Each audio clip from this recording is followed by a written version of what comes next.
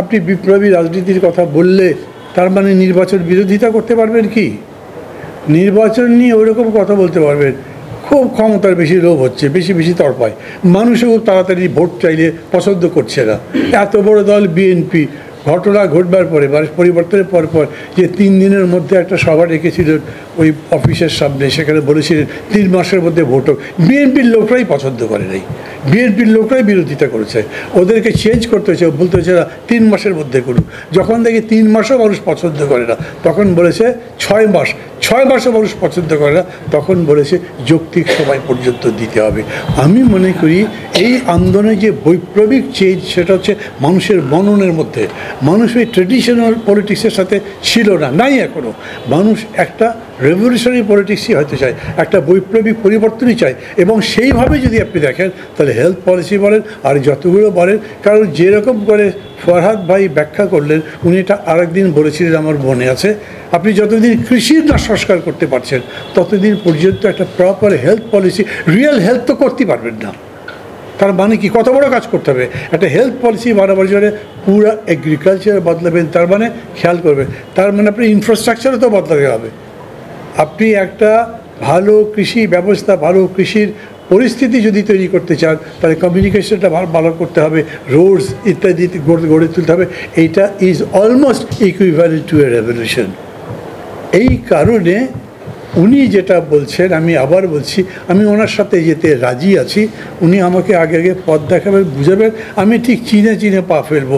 ওই লাইনে হেঁটেছি আমি বহু বছর, এবং শেষ পর্যন্ত দু একটা আছাড় টাছাড় খেয়ে আবার সোজা হয়ে দাঁড়িয়ে আছি। দেখি বাবা, তবু ভালো একটা প্রগতির লাইনে থাকি। মানে এই রকম হয়েছে যে যেখানে ঢাল নাই তলর নেই, নিধিরাম সর্দারের মতো গেছিলাম শেষ ওই স্বরাষ্ট্রমন্ত্রী বাসভবন ঘেরাও করতে। কয়েকটা, এখানে বলতে কোনো অসুবিধা, আমি দেখেছি কারো হাতে ছোটো ছোটো পিস্তল কিংবা গুলি করেছে, কয়েকটা রক্ষী বাহিনী এলএমজি থেকে গুলি করতে শুরু করেছে। এগুলোর কোনো মানে তো নাই। এই ধরনের ইনফ্যান্টাইল ডিসঅর্ডার করা খারাপ। এই ধরনের শিশু বালখিল্যতার মধ্যে আমরা যাব কেন? আমরা বুঝে শুনে যাব, যাতে সত্যি সত্যি বদলটা করতে চাই। এখানে ধরেন হেলথ পলিসি কী হওয়া উচিত, সেটা অনেক বিতর্ক হতে পারে। আমেরিকা একরকম করে, ইংল্যান্ড একরকম করে, ইউরোপের বিভিন্ন দেশ অথবা স্ক্যান্ডিনেভিয়ান কান্ট্রি তাদের নিজেদের মতো পলিসি আছে। আমাদের এখানে আমরা করব আমাদের মতো করে, দেখব আমাদের এখানে সবচাইতে ভালো কোনটা হতে পারে। আমরা যেমন মনে করি, আমি যেমন মনে করি, হতদরিদ্র মানুষদের বিনা পয়সায় চিকিৎসা দিতে হবে, ওপেনে থাকতে হবে। এই পলিসির মধ্যে এটা নাই, কিন্তু তারা বলেছেন 5% অফ দ্য জিডিপি অথবা 15% of total budget, national resources, ওটার। আমি মনে করি যে দুটো জিনিস তো একই রকম হয়, তবে এই অ্যালোকেশনটা বাড়ানো দরকার। এবং তার সাথে সাথে ফরাদ ভাই যেরকম করে অন্যান্য জিনিসগুলো বলছে, সেটাও যুক্ত করা যেতে পারে। এইবারে হয়তো পারবেন এরকম আমার মনে হয় না, কিন্তু এই লড়াই শুধুমাত্র হেলথের প্রশ্নে না, আমি মনে করি সামগ্রিকভাবে এই লড়াইটা এখানেই থেমে যাবে, এই রকম করা চলবে না। আমি আপনাদের কাছে বলি, বাংলাদেশ এসেনশিয়ালি মধ্যবিত্তদের দেশ। মানে যারা সরবরাহ বিপ্লব বলেছেন, আমাদের দেশে শেষ পর্যন্ত সরবরাহ তো খুঁজে পান না, চেতনের দিকেও পান না, ইকোনমিক্যালিও পান না। মধ্যবিত্তরাই তো সরবরাহ লড়াইটা করেছে এই দেশে। মধ্যবিত্তরা প্রায় সব প্রগতিশীল লড়াই এই দেশে করেছে, অতীত থেকে এই পর্যন্ত। আমি যাই হোক ওই ক্লাস কোয়েশ্চেনের বিতর্কের মধ্যে যেতে চাচ্ছি না। আমি বলছি যে আপনারা যারা আছেন প্রায় সবাই মধ্যবিত্ত, বুঝতে পারেন, শিখতে পারেন, পড়তে পারেন। আপনাদের বুঝতে হবে এই অভ্যুত্থান অথবা বিপ্লব, একে যে নামে ডাকেন, আমি বিপ্লব বলি না, কারণ আমি মনে করি না যে এটা শ্রেণীগত করে পরিবর্তন হয়েছে। আমি মনে করি না যে এখনই এসেনশিয়ালি কোনো কোয়ালিটেটিভ চেঞ্জ হচ্ছে, কিচ্ছু না।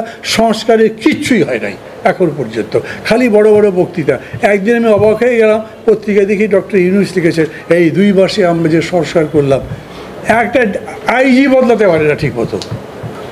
একমাত্র বোধহয় ওই যে সুপ্রিম কোর্টের বা চিফ জাস্টিস একটা দিয়েছে, সবাই বলে লোকটা খুব ভালো।